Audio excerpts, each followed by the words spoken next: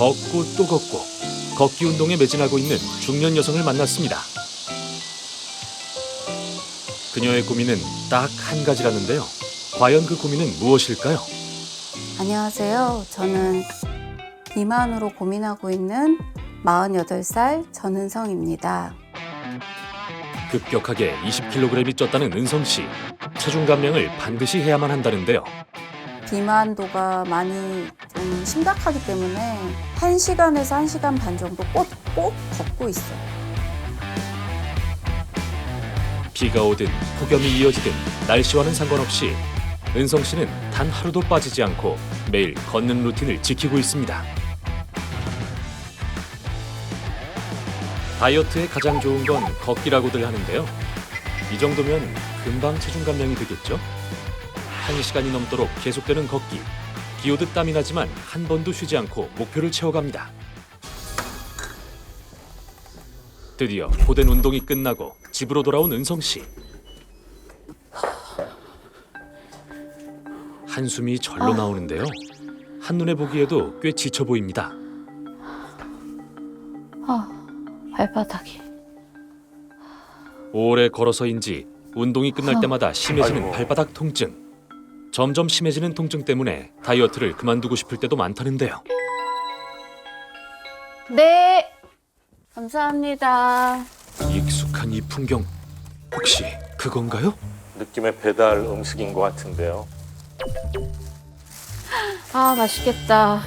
아, 힘들어.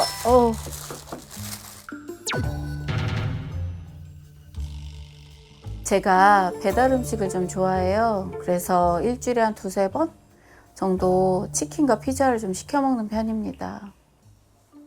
아, 맛있겠다. 아이고, 콜라에 피자. 아, 피자.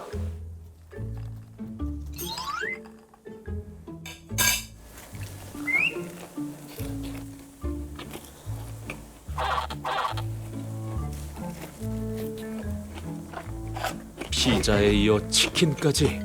결국 오늘도 식탐 앞에 무너져 버렸습니다. 근데 정말 많이 드시네요. 아마 지금 운동을 다녀왔기 때문에 나는 허기가 지쳐서? 보상으로 난 보상 먹어도 심리로? 돼 이런 생각도 작용할 것 같아요. 나는 열심히 걸었으니까 네, 이렇게 피자를 땀을 2개를 겹쳐서 먹어도 된다. 네. 먹자마자 곧바로 청소를 시작하는데요. 먹은 만큼 움직여야 한다는 은성 씨. 뙤약 곁에 1시간 넘게 걸어 피곤할 법도 한데 잠시도 쉬지 않습니다. 식사 시간을 제외하곤 1초도 가만히 있지 않는다는데요. 평범한 가정주부의 일상인 듯한데요. 주말에는 항상 이렇게 집안일을 하느라고 많이 바빠요. 정말 하루 종일 움직여요. 왜 살이 안 빠지는지 모르겠어요. 대체 은성 씨의 고민은 언제부터 시작된 걸까요? 출산 전에 임신 중에 임신 중독까지 갔었어요. 그리고 출산하고 64kg부터 5년 동안 84kg까지 급격하게 몸무게가 늘었어요. 20kg 정도가 는 거죠. 결혼 전에는 늘씬했던 그녀. 어느 날 갑자기 20kg이 급격하게 늘어 고도비만 진단을 받았다는데요. 건강에도 적신호가 켜졌습니다.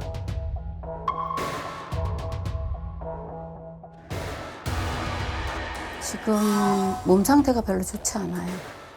살을 빼지 않으면 안 될 정도로 좀 절박한 상황이에요. 과연 그녀에겐 어떤 문제가 생긴 걸까요? 4년 전 어느 날 은성 씨는 아무 이유도 모른 채 갑자기 쓰러졌다고 합니다. 제가 4년 전에 뇌졸중이 한번 왔었어요. 머리가 깨질 듯이 아파서 병원에 찾아갔는데 찾아갈 때는 의식이 있었거든요. 근데 병원에 들어간 순간 의식을 잃었어요. 그 이후로 깨어나 보니까 눈은 잘 보이는데 손하고 다리가 안 올라갔어요. 혹시 비만 때문에 그 원인이 있지 않았을까. 아유, 젊으신데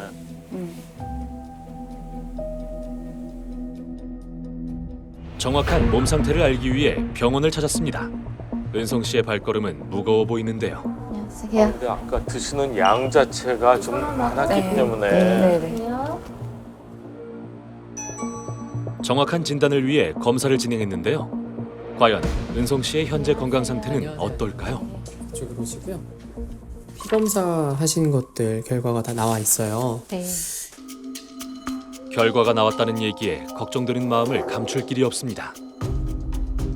중성 지방하고 이제 LDL 수치가 중요한데 그 두 가지가 다 좀 올라가 있으세요. 중성 지방 수치 같은 경우는 234가 나왔는데 이게 네. 200이 넘어가면 이제 치료를 좀 고려를 하셔야 됩니다.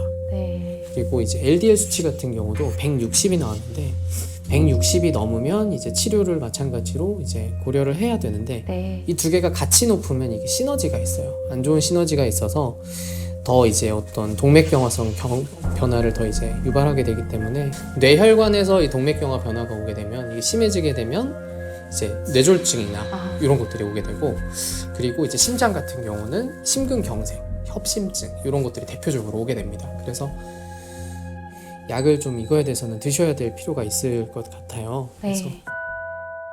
예상치 못한 결과에 놀란 은성 씨. 기분이 좀 다운되는 것 같아요. 무기력한 마음이 드네요. 약도 먹어야 될 것 같고요. 다이어트도 해야 될 것 같고 숙제가 되게 많아진 것 같은 느낌이 들어요. 지금 홍 박사님께서 보셨을 때 가장 잘못하고 있는 데스코드는 뭡니까?